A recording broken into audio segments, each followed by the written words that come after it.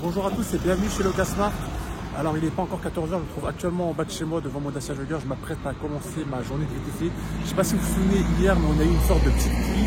Une pluie, je ne sais pas si on peut appeler ça acide, mais en tout cas elle est salissante. Vous voyez dans quel état elle a mis mon véhicule, franchement il est tout dégueulasse. Là ça se voit bien je pense à mon avis. Moi je l'avais nettoyé il n'y a pas longtemps, pareil pour ma Clio qui doit repartir en location en plus demain. Je suis un petit peu dégoûté, je ne sais pas si j'aurai le temps de la renettoyer entre temps, mais bon, je saurais l'expliquer à ma cliente. Donc là je viens de me loguer sur l'application Uber, je commence ma journée de VTC là tout de suite.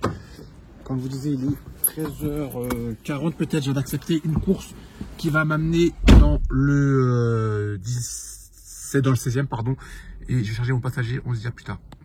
Bon, finalement le passager a annulé, j'ai mis peut-être trop de temps à me préparer, tant pis. Ça je vais peut-être prendre 12e arrondissement, ça m'intéresse, allez hop. Relative, donc là il est 14h12, je me situe juste devant la gare de Lyon. Je viens donc de déposer mes passagères et j'ai accepté entre temps une course qui va m'amener dans le 10e arrondissement. Relative, donc là il est 14h36, je viens de déposer mon passager dans le 10e arrondissement. Pour une fois c'était pas bouché, Dieu merci. Et je viens d'accepter une course qui va m'amener donc du 10e pardon, où je suis pardon, jusqu'au 16e arrondissement. Non, finalement 14h37, j'étais à 6 minutes d'approche. Je pense que c'était trop long pour le passager qui a décidé d'annuler sa course finalement. Donc là il est 14h39, je viens d'accepter une autre course qui va me faire aller dans le 3e arrondissement. Relative, donc là à 14h51, je suis actuellement dans le 3e arrondissement et je viens d'accepter une course qui va m'amener dans le 1er. Donc là il est 15h11, je viens de terminer ma course qui m'a amené dans le 1er arrondissement et j'en ai accepté une autre entre temps qui va m'amener elle dans le 16e arrondissement. Relative, donc là il est 15h46, je viens de déposer mes clients juste devant le jardin de l'acclimatation qui sortent juste ici. Franchement c'était pas les clients les plus agréables, donc là pour une fois j'ai fait un truc que j'ai pas l'habitude de faire. Hop, manque de respect, ouais, c'était vraiment pas des clients agréables, donc je ne vais pas les doter 5 étoiles comme j'ai l'habitude de le faire. Voilà, 15h53, donc on est toujours dans le 16e arrondissement et je viens d'accepter une course qui va m'amener dans le 10e. Relative, donc là il est 16h48, on se trouve actuellement devant la gare du Nord, donc je viens de déposer mes passagers sur Uber, ça 17e arrondissement, ça m'intéresse, je vais prendre et on se dit à plus tard, salut l'équipe. Relative, donc il est 17h07, je me situe actuellement dans le 17e arrondissement de Paris. Je viens donc de déposer mon passager, je suis à ce niveau-là. Là, je vois qu'il y a une belle zone de majoration d'apparition. Donc si j'ai une course qui m'y ramène, ce sera très bien. 17h07 toujours, ça fait même pas 30 secondes qu'on s'est quitté. Je viens d'accepter une course toujours pour 9 € qui va m'amener dans le 18e. 17h20, je viens de déposer mes passagers dans le 18e et du coup je viens d'accepter une course qui va me faire aller jusqu'à Notre-Dame. Je viens de m'embrouiller avec un rigolo de taxi qui n'était pas d'accord que je me mette sur le côté droit au niveau d'une place taxi pour décharger 2 secondes un passager pour pas gêner. Et pense qu'on a vu si la route est à leur mère, mais bon c'est pas grave, c'est comme ça, ils veulent pas partager la route. Les gens ils se croient tout permis, c'est comme ça. 17h23, le client a annulé sa course finalement, mais j'en ai pris une autre qui va m'amener dans le 16e arrondissement à la place. Relative, donc il est 17h52, je viens de déposer ma passagère dans le 16e arrondissement dans le bois de Boulogne. J'ai l'impression que c'est le concert Solidays que je vois là, je sais pas trop. Je voyais des panneaux qui indiquaient Solidays en tout cas. Et je viens d'accepter une autre course qui elle va m'amener dans le 7e arrondissement. Donc là il est 18h27, je viens de terminer ma course qui m'a amené dans le 7e arrondissement. Je viens d'accepter une autre dans la foulée là, qui va me ramener à nouveau dans le 16e. Relative, donc là il est 18h48, je me situe à nouveau dans le 16e arrondissement près du bois de Boulogne. Donc là je suis juste devant l'entrée des Solidays, je vais vous le montrer, on voit là-bas au loin. Donc je pense que je vais rester dans cette zone puisqu'il y a pas mal de trajets courts entre le 16e et le 7e, enfin même un train 16e pour aller justement aux Solidays vu que c'est pas très accessible hors voiture. Relative, donc 18h56, je suis toujours dans le 16e arrondissement de Paris à la sortie des Solidays et je viens d'accepter une course qui va me faire amener dans le 8e. Donc là il est 19h28, je viens de déposer ma course dans le 8e, j'ai accepté entre temps une autre course qui va me faire retourner à nouveau dans le 16e et donc là je vais récupérer mon passager. Relative, donc il est 19h47, je viens de me faire dégager par la police juste ici. Donc je viens de déposer un passager du coup encore au Solidays, là j'en récupère un autre encore qui va aller ce coup-ci à Beson. C'est pas une très bonne course mais ça m'arrange parce qu'après je dois aller chez la belle famille. Donc c'est pas très loin de où je me rends, donc c'est pour ça que j'ai accepté cette course, comme ça après je vais aller dîner avec la belle famille. Donc là il est 20h19, je me situe actuellement à Besançon, je viens de déposer mon passager, donc là je vais faire une petite pause dîner, je comprendrai peut-être après. Relative, donc là il est 22h06, je viens de reprendre, je sors de mon dîner, donc je suis devant la gare de Sartrouville. J'ai accepté une course qui va aller à Courbevoie en espérant que la passagère va bien se pointer. Là ça fait presque 2 minutes que je l'attends. Je lui ai envoyé un message, elle m'a pas répondu, donc je vais aller en direction de Courbevoie dans le 92 et je vais pas arrêter dans très longtemps. Relative, donc là il est 22h34, je viens de déposer ma passagère à Courbevoie juste ici. Je suis pas très loin de Levallois-Perret, donc je vais retourner à Levallois-Perret, enfin traverser Levallois-Perret pour retourner sur Paris plutôt. Et on verra bien s'il y a quelque chose qui tombe. Mais là, je pense que je vais me diriger en direction de mon parking. Et si jamais je tombe sur une course, je la prendrai. Sinon, tant pis, je rentrerai à vide jusqu'à chez moi. Relative, donc là, il est 23h49. J'étais en direction de mon parking. Il restait 20 minutes pour y arriver. J'ai accepté une course qui va m'amener dans le 8e arrondissement parce qu'elle est vraiment sur mon chemin. Et donc, je me dirige là en direction de mon passager. Relative, donc là il est 23h08, je viens de déposer mes passagers dans le 8e arrondissement ou 18e, je sais même plus. Enfin bref. Là on me propose des courses qui sont plutôt intéressantes, mais je vais pas prendre, là je vais arrêter de travailler, donc je vais mettre l'adresse de mon parking et je vous ferai le débrief une fois arrivé chez moi. Relative, donc il est 23h20, là je viens d'arriver dans mon parking, donc je vais me déconnecter d'Uber parce que là ça n'arrête pas de sonner depuis tout à l'heure. Il y a pas mal de propositions de courses, mais j'ai décidé de m'arrêter là. Je vais vous expliquer pourquoi. Donc, d'abord, je vais faire un point sur mon chiffre d'affaires. Je suis en 197,57 €. Effectuant 16 courses, je voulais faire 200 €, mais bon, c'est pas grave, je suis pas à 3 € près.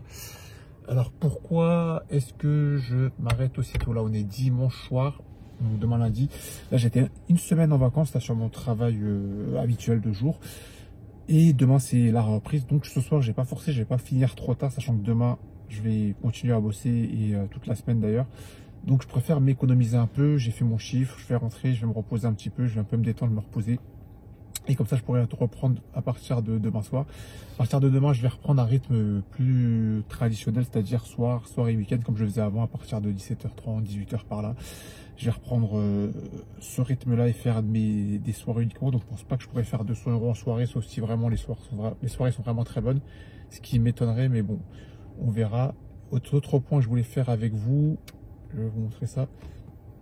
Pardon. Il y a un des abonnés qui m'avait demandé ma note sur Uber. Donc il voulait que je fasse un point sur ma note sur Uber. Donc je suis à 4,98. Donc j'ai reçu un 4 étoiles aujourd'hui. Bon bref. J'ai reçu un seul 2 étoiles cette semaine. Et le type a fait un signalement. Il avait dit chauffeur impoli. Je sais pas ce qu'il m'avait dit. Je sais pas. Chauffeur impoli, je suis un petit peu surpris d'ailleurs par ce signalement parce que je parle très peu avec mes clients, enfin je vais très peu vers eux. Je leur dis bonjour, je les installe correctement, etc.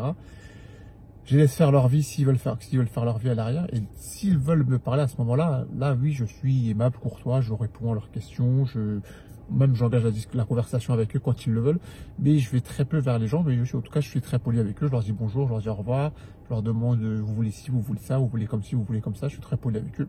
Donc chauffeur impoli, je pense que ça m'étonne un petit peu, je sais pas si c'est quelqu'un qui n'était pas assez satisfait que je lui baisse pas les pieds, je sais pas à quoi il s'attendait en montant dans ma voiture, mais enfin bref, je suis un petit peu surpris, mais bon, on ne saura jamais qui c'est de toute façon, mais bon, c'est pas grave, ça va pas changer grand chose à ma vie.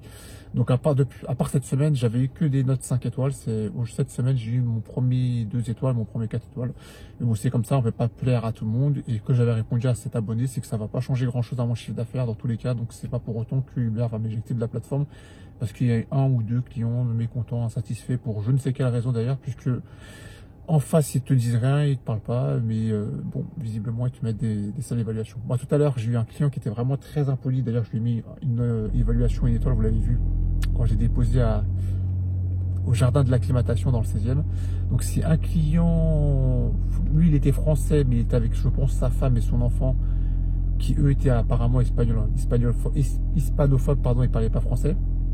Donc je m'arrête devant eux, je les attends, je ne savais pas si c'était eux ou pas, donc moi j'attends au lieu de prise en charge. Donc lui, il ouvre la porte pour faire monter sa femme et son fils, enfin ce que je pense être sa femme et son fils, en tout cas l'enfant et la femme. Ils montent, je leur dis bonjour, ils ne comprennent pas français, ils me répondent en espagnol, bon c'est pas grave, il n'y a pas de souci. Lui il monte, je lui dis bonjour, il ne me répond pas. Il y avait la clim dans la voiture, il me demande sur un ton agressif. Quand il y a la clim dans la voiture, moi ce que je fais c'est que je verrouille les fenêtres à l'arrière pour pas que les gens s'amusent à ouvrir les fenêtres et casser la clim. Il me demande sur un ton agressif, on peut pas ouvrir la fenêtre là? Je lui dis si monsieur, mais il y a la clim. Ah non, non, je ouvre la fenêtre. Bon, ok, d'accord. Donc je coupe la clim, je lui laisse accès aux fenêtres. Je lui déverrouille l'accès aux fenêtres arrière. Ensuite, je sais plus ce qu'il me disait, mais franchement, il était un peu sur un ton... il parlait qu'à l'impératif, hein, vraiment sur un ton un peu vindicatif. Hein, vraiment, le type, on dirait, je sais pas pourquoi il avait des revendications. Je sais pas ce qu'il avait, s'il avait été mal luné ou c'était quoi son problème. Mais vraiment, il était vraiment très impoli, ce monsieur. Je le dépose au lieu, avant même que je m'arrête. C'est dire, arrêtez-vous là, arrêtez-vous là. C'est bon, tranquille, tranquille, monsieur, je vais m'arrêter, vous inquiétez pas, j'ai mon GPS, l'application me dit où s'arrêter. Mais c'était vraiment quelqu'un de pas très aimable. Il est sorti, pas de au revoir. Bon, bah, moi je lui ai pas dit au revoir non plus, hein, vu qu'il est parti sans dire au revoir, je vais pas le retenir pour dire, monsieur, au revoir. Bon, bah tant pis. Il est parti, juste sa femme, mais sa femme, elle était plus polie, elle m'a dit hola ou quelque chose comme ça en espagnol.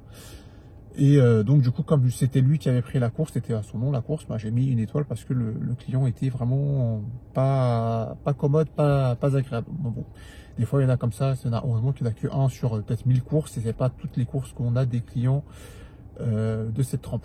Donc sinon, pour ça, moi j'ai pas de problème avec les clients. Si les clients ont des problèmes avec moi, c'est leur problème. S'ils veulent en parler, je suis à leur écoute. S'ils veulent pas en parler, ils préfèrent mettre une étoile ou 2 étoiles dans mon dos, c'est leur problème aussi. Comme je vous ai dit, moi ça changerait à mon chiffre d'affaires et ça m'empêche pas de faire mon boulot correctement. Donc voilà, ça sera... Ah oui, je voulais vous parler de Soliday, oui. Aujourd'hui c'était Soliday, comme vous l'avez pu le voir dans la vidéo. Donc j'ai pas eu pas mal de courses qui m'ont amené dans le 16e, donc ça c'était pas mal intéressant, sachant que c'était un lieu qui n'était pas desservi en transport. Donc en fait, soit vous marchiez, c'était une longue ligne droite de 3 km pour traverser le bois de Boulogne à pied, ou soit vous preniez un VTC comme moi. Donc ça c'était sympa, je le savais pas, et quand je l'ai vu, ben, j'en ai profité bien entendu. Donc voilà, ce sera tout pour moi pour cette vidéo. On se dit à la prochaine dans une prochaine vidéo, et n'oubliez pas, avec le casse-marque le malin. Salut l'équipe, ciao ciao.